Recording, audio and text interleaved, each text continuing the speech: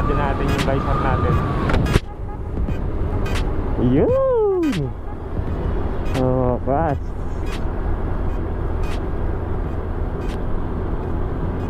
Yo, what's up mga tol? Nga pala, papakita ko sa inyo yung bagong kabit nating mic sa ating GoPro Hero 4. Titingnan natin kung maganda. Ayan, try natin. Buo ba yung boses ko? Tingnan natin kapag naka open yung visor ko ng hangin. Ayan mga tol, bukas na yung visor. Medyo mahangin siguro yun. Ito, try natin, sarado ako.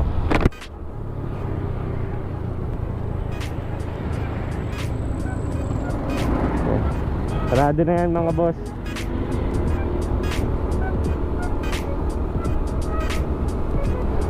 Mas komportable kasi mag-drive pag sarado yung visor, ready na pupuwing. Tsaka yung mic nito mga boss, tinago ko sa loob.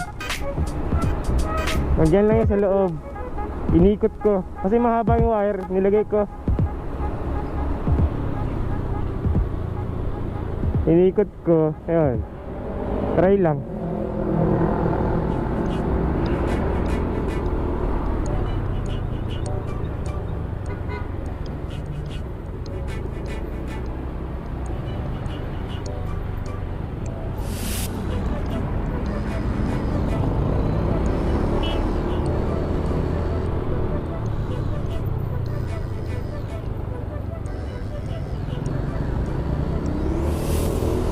Today nga pala is Sunday, kaya medyo contest sakyan.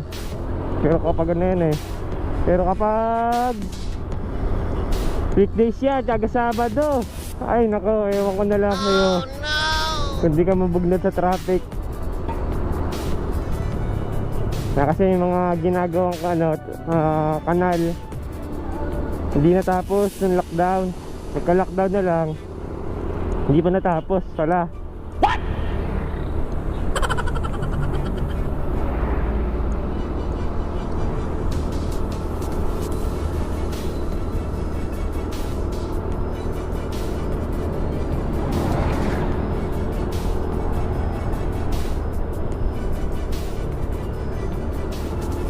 Nga pala mga boss, what's new in my Honda Beat?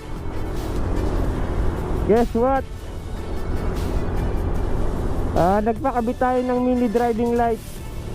Kung makikita nyo sa unahan, ayan, i-review ko yan. Papakita ko sa inyo kung gaano kaliwanag sa gabi. Abangan nyo lang guys.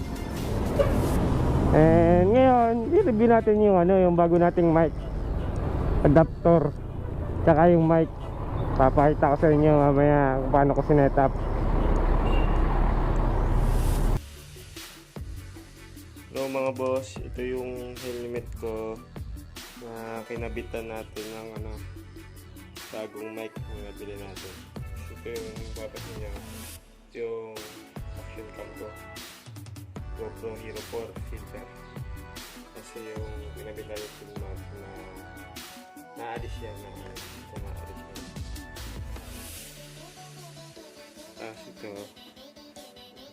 ito yung mic,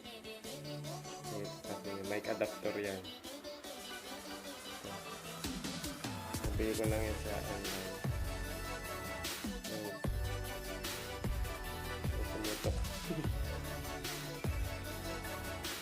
Yan,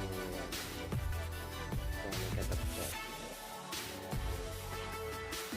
Pakita ko sa inyo yung mic kinabit ko dito lang.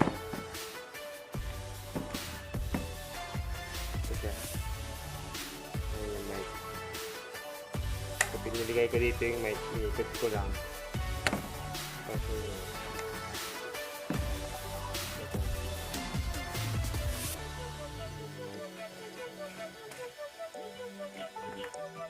ito yung mic. Ito yung mic. Kaya inikot ko lang yun. Tapos lalagay mo lang dito sa loob. Kaya tingnan natin. Yan guys, kinabit ko na. Ayan yung adaptor. Tapos ayan yung yan, sa kanya. Ayan guys, try natin kung maganda. And ngayon, sound check lang. Sana maganda.